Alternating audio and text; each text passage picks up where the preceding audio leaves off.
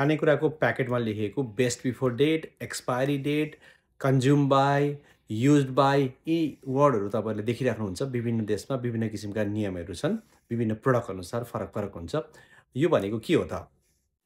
अन्न तथा गेडागुडीलाई हामीले किरा लाग्नबाट जोगायौँ भने वर्षौँसम्म हामी राख्न सक्छौँ। हाम्रो घरमा चाहिँ विभिन्न अन्नहरू, गेडागुडीहरू लामो समयसम्म हामीले राखेको छ यदि हामीले किराबाट जोगाउन सक्यौँ भने। त्यस्तै मह, नुन, चिनी यस्ता चिजहरू पनि लामो समयसम्म टिक्छन्। तर माछा, मासु, दूध, अन्डा छिटो बिग्रिन्छ।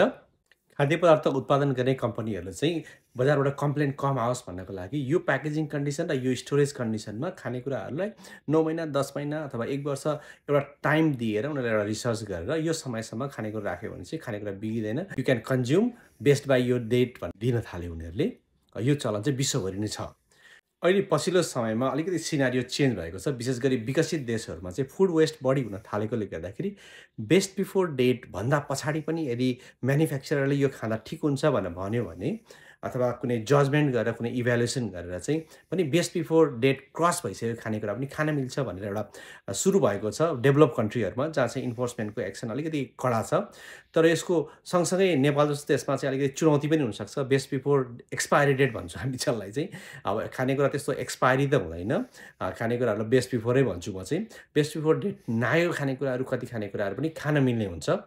मैले यो कुरा बोलिराख्दाखेरि अब कन्ट्रोभर्सी आउला फेरि होइन। बेस्ट बिफोर डेट क्रस भइसकेको खानेकुरा पनि खान मिल्छ भन्ने किसिमको एडभोकेसी हुन थालेको छ। नेपालको कन्टेक्स्टमा अझै पनि हामी फ्रड केसहरू धेरै आउला यसो भन्दै गर्दाखेरि, त्यसले गर्दाखेरि नेपालको कानुनअनुसार बेस्ट बिफोर डेट नागेको खानु हुँदैन भन्ने नै नियम छ अझै पनि।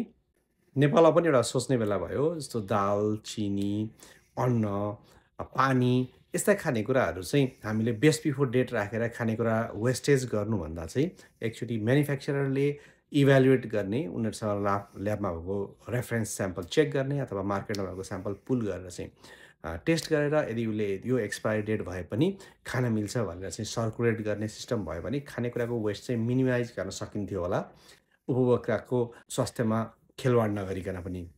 यो त भयो उपभोग्य मिति क्रस भएको खानेकुराहरूको हकमा। तर उपभोग्य मितिभित्रकै खानेकुरा पनि सुरक्षित छन् त? नहुन पनि सक्छन्। यसमा ख्याल गर्नुपर्ने कुरा के छ भन्दाखेरि यो चाहिँ म्यानुफ्याक्चररले यो प्याकेजिङ मेटेरियलमा यो स्टोरेज कन्डिसनमा राखेको कुरा चाहिँ फुलफिल हुनुपर्छ। एकदमै राम्रो उदाहरण चाहिँ दुधको प्याकेटलाई हामीले रेफ्रिजरेटेड कन्डिसनमा राख्नुपर्छ। त्यो भयो भने 3 दिन रहन्छ अथवा 5 दिन रहन्छ भनेर हामीले उपभोग्य मिति राखेको छौँ। तर दुधलाई हामीले घाममा राख्यौँ भने केही घन्टामा बिग्रिन सक्ने भयो। त्यसकारण उपभोग्य मिति चाहिँ भए पनि त्यो स्टोरेज कन्डिसन अथवा प्याकेजिङ कन्डिसन चाहिँ सही भएन भने खानेकुरा बिग्रेको हुनसक्छ। जनहितमा जारी। Thank you very much.